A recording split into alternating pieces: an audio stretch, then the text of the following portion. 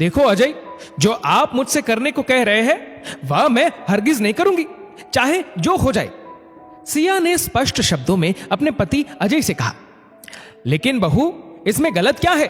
तुम्हारे पिताजी का देहांत हो चुका है, उनकी कोई वसीयत तो है नहीं। अब उनकी संपत्ति में तुम्हारे भाई के साथ साथ तुम्हारा भी तो हक है।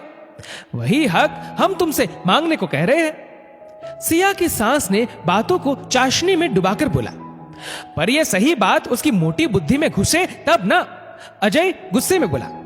सिया के ससुराल में पति अजय, सास विभाजी, ननद अंजलि, जिसकी शादी उसी शहर में हुई थी, और एक प्यारी सी बेटी थी। अभी 15 दिन भी नहीं हुए सिया के पिताजी का देहांत हुए। मां का देहांत हुए बरसों हो चुके थे।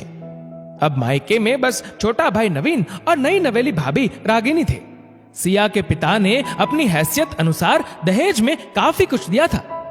शादी में पूरे वक्त चिंता में डूबे रहे कि कोई कमी ना रह जाए। पर दहेज के भेड़ियों को तो यह सब भी कम नजर आया। तीज त्योहारों के नाम पर कितना कुछ आता था सिया के मायके से, ताकि उनकी बेटी ससुराल में खुश रहे। उस घर में मैंने अपना पूरा बचपन गुजारा है। मां की ममता, पापा का दुलार उसी घर में मिला है। इकलौते छोटे भाई की कलाई पर राखी भी उसी घर में बांधी है। उस घर का कौन सा हिस्सा बेचकर अपना हिस्सा लूंगी? मेरे भाई भाभी के मन में मेरी क्या इज्जत रह जाएगी? किस मुंह से उसके पास जाकर राखी बांधूंगी? मेरे भाई भाभी सुखी रहे, उनके दिल में मेरे प्रति इज्जत रहे, मेरा मायका बना रहे, और मुझे कुछ नहीं चाहिए। मैं अपने भाई से कोई हिस्सा नहीं मांगूंगी। सिया ने स्पष्ट शब्दों में कहा। तो जाओ, वहीं जाकर रहो। इस घर के दरवाजे तुम्हारे लिए अब हमेशा के लिए बंद है, अजय ने गुस्से में कहा। सिया ने जल्दी जल्दी कपड़े सूटकेस में डाले और बच्ची को लेकर मायके चली गई। विभाजी ने तुरंत अपनी बेटी को फोन लगाया और सारी बात बताई। ठीक है मम्मी, आप चिंता मत करो, मैं शाम तक घर आऊंगी।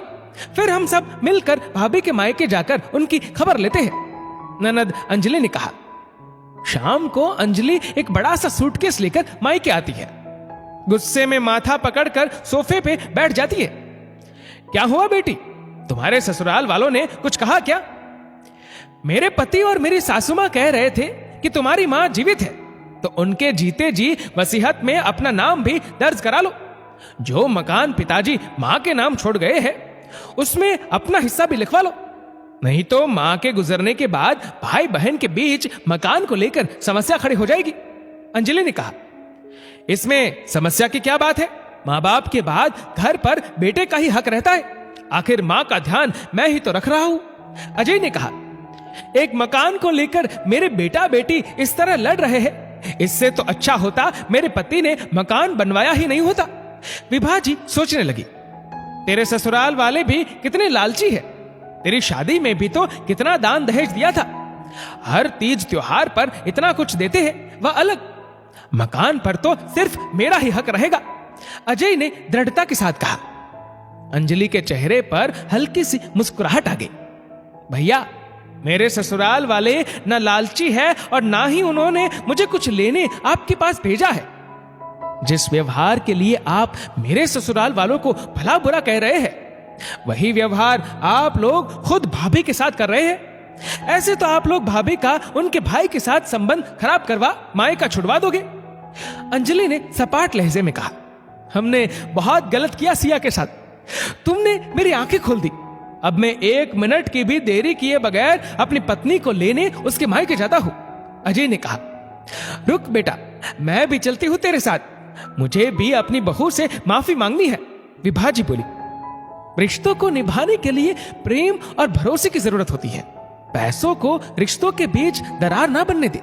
दोस्तों, इस वीडियो को लेकर आपकी क्या राय है, नीचे कमेंट करके जरूर बताएगा। और अगर आपको ये वीडियो अच्छा लगा हो तो इस वीडियो को लाइक करेगा, शेयर करेगा ज्यादा से ज्यादा लोगों तक, और ऐसे ही और भी इंस्पिरेशनल वीडियोस के लिए सब्सक्राइब करें हमारे यूट्यूब चैनल को और फेसबुक पर फॉलो करें हमारे पेज को। धन्यवाद।